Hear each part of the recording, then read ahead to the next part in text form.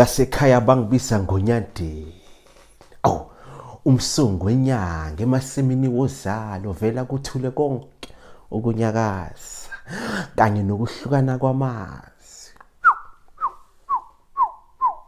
Oletha imfudumalo ngisho naphakathi emakhazeni aduduze abaselwe ukuze bangashiyeki. Yey. Abangaziyo bangibiza ugasela, uvumisa umzilikazi kaMashobane, umsongo wey'nsimbi ebusweni bamagwala abaleka. Ngingumzali wobukhosi bukaZulu, umdlunkulu we-Afrika, ngelami igama, umlando uqophiwe enhlizweni yesizukulwane samaswe we-Afrika, unyandeni.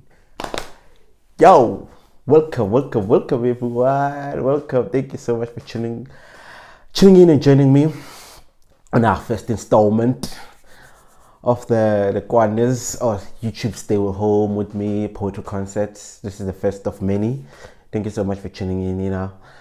Thought I would, help you guys stay home further by having this concert of just a few of the pieces I've recorded, I've written over the years, and these are pieces that I wanted to perform this year, like poetry sessions, poetry shows, but I didn't get a chance to because 2020 is just taking its own turn. So I'm just gonna perform a couple of pieces. I have a couple of my friends who are going to help me in this performance, and I hope you enjoy it.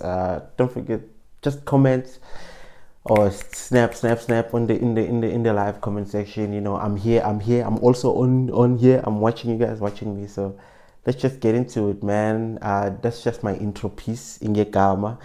Just like a piece that I wanted to be around my surname and my clan name. So that's where we start, and that's how we started. This next one I'm gonna do is called Spare Thought for Me. I was lucky enough to get a friend of mine, Dave's, to just play some keys for me. So yeah, let's go. It's cold here. It does get hot on most days with enough dryness to render my garments obsolete, but tonight it's cold here and wet.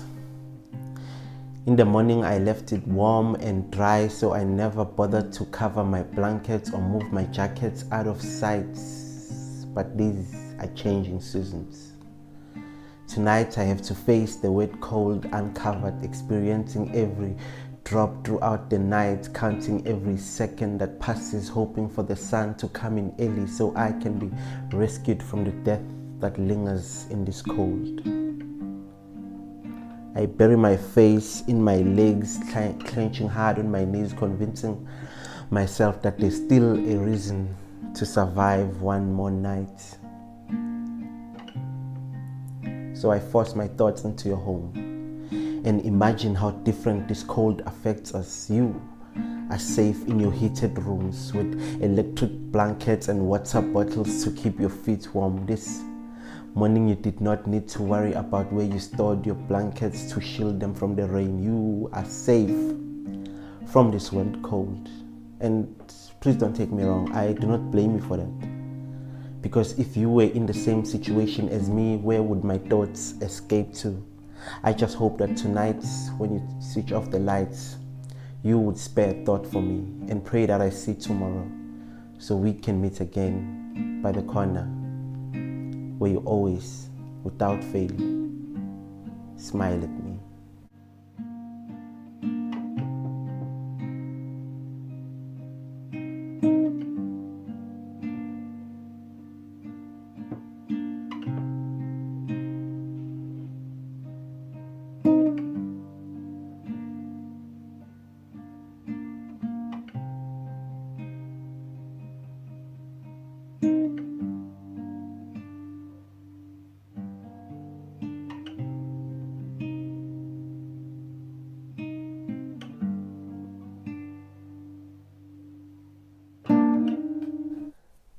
This guys, yeah, that's Spare Thought for me. I wrote it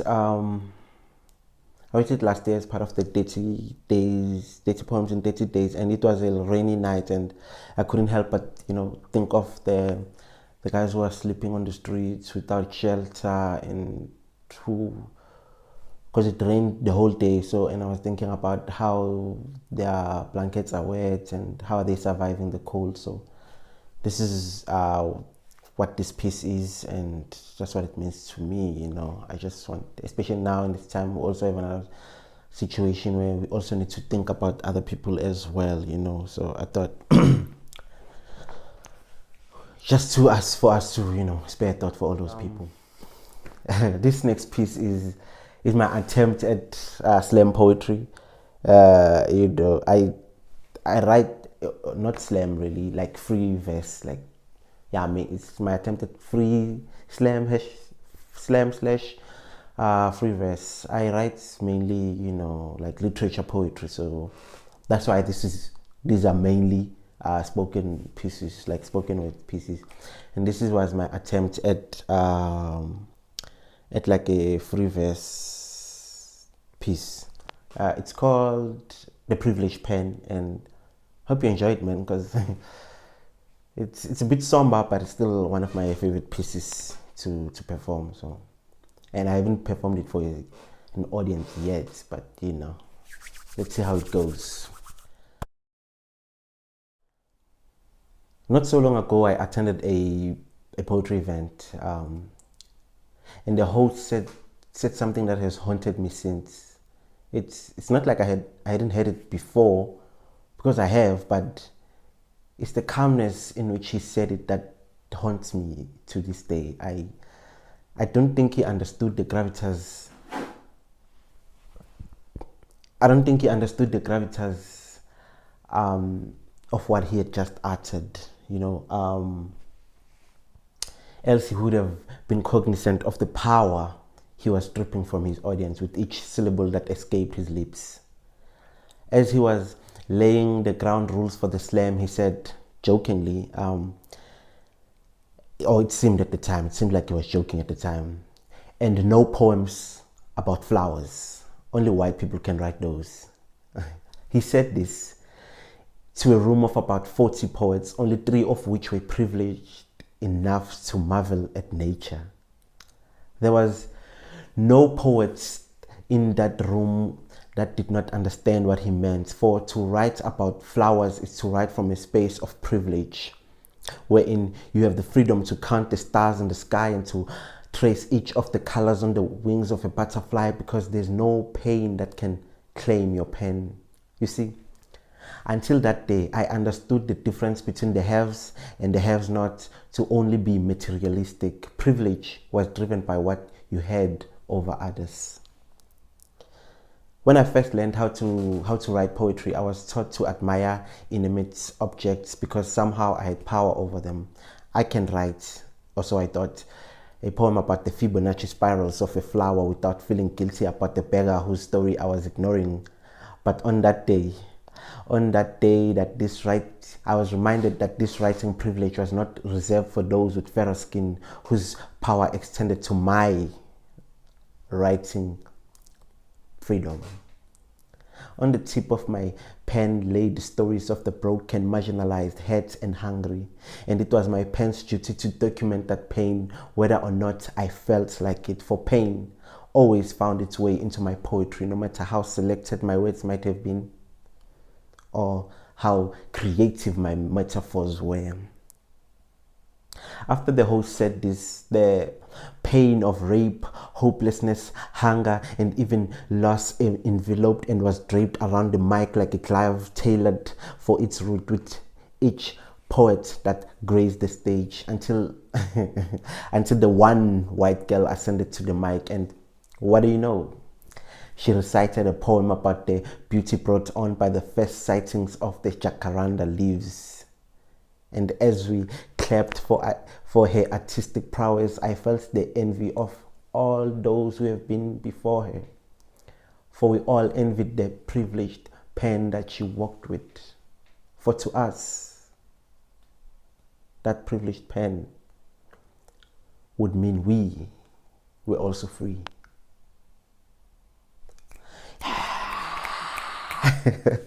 Yes, guys. That's privileged pen. this is something I'm still struggling with.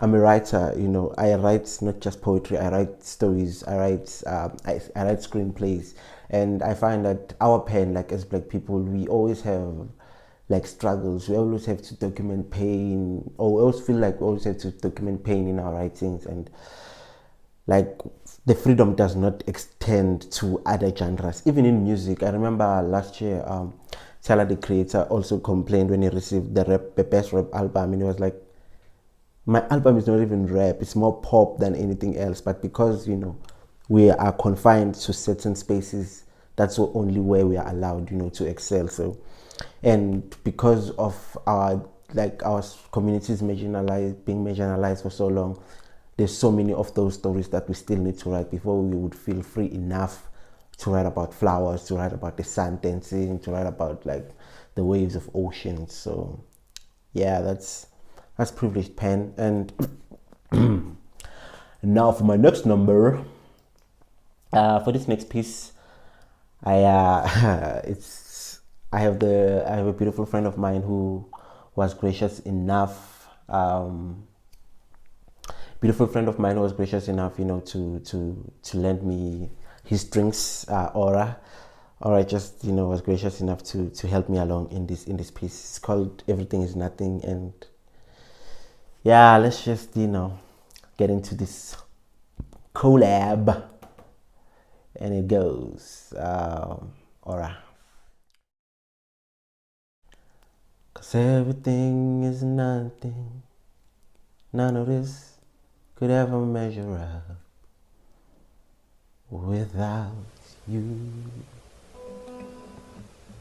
The grains of life trickle down, closed fists like sand sliding down self-inflicted dunes. Nothing to grab on that promises everlasting gratification, just endless toils of nothingness leading to unfulfilled hearts hiding behind deep smiles. In this red race, the chase is against the wind, but we might as well all be chasing after the same thing. The wind that eludes all things. Everything is nothing. None of what we are exposed to measures up to our expectations, for even happiness itself leaves us longing for more. Nothing seems to last here, so we bump and grind and jump on to the next high, for we have been promised greater in ourselves. But the only thing we have to show is the bone that our overworked fingertips reveal. Nothing about us has what we need, but everything is nothing, for nothing was ever meant to be everything without you.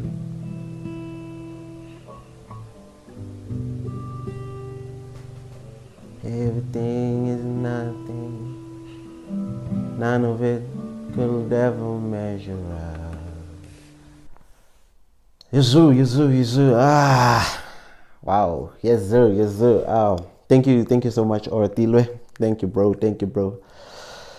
Yeah, guys, that's Everything Is Nothing. This piece, it's one of those pieces, you know, that just took a life of its own. It was inspired by a song. The song that I'm singing, like the chorus, is from that Truth's song Everything Is Nothing, same title. So for me, it was more, when I wrote it, I didn't even understand that the conclusion was going to go back to everything is nothing without God, because it was just written in a space of hopelessness. And just when I got to the conclusion, God just like reminded me, it's like, yeah, you're right, everything is nothing, but it's nothing without me. Like everything in itself is nothing. So don't expect to, you know, to get anything out of life, because life was never meant to be everything.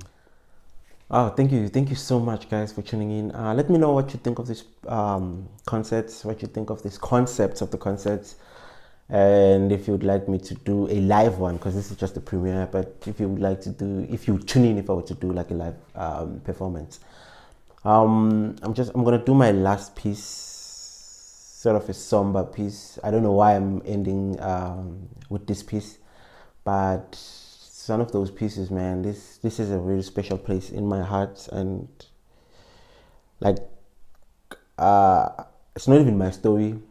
It's just stories of like women that I've had, like it's just stories that has become way too familiar in our society, and I thought maybe I should like write about it and share my thoughts on it.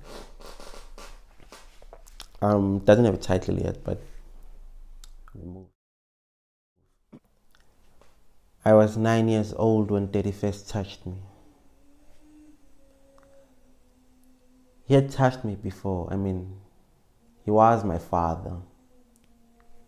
But this time it was different. What started off as a tickling game ended with him tickling parts of me that weren't meant for men's hands. As his fingers traversed deep into my skirts, my whole body clenched and I froze in place,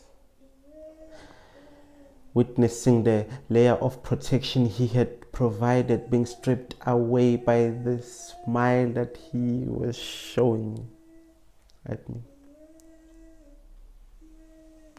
With his other hand, he went on to cover my mouth as he unzipped his pants, only to be interrupted by the sound of Mama calling from the gate. My hero lost his cape that day. The pedestal I had placed him on lost its footing, and I was left to fall into a pit with no savior's hand to lift me up. That night he came back to finish what he had started. Fortunately, this time there was no knock or shout to interrupt and to zip back his pants. He had his way with me. Just his sweat dripping onto my still body, which remained where he left it. Which remained when he left to go back to sleep next to Mom. I became a dumping site for him. He would come into my room to dump his load in me whenever he felt full, leaving me with chocolate wrappings as a reminder of his once sweet love, which was replaced with the power he had towering over me, for even death failed to cover me. In 2 years, I developed scars that never heal. So now I walk around carrying his ghost on my shoulder as a repellent to those who could dare to get close enough to feel my scars. Not even a 6 feet hole could keep him buried. I carry the emptiness in my thoughts even after he has died. Even after he has died. Kwane.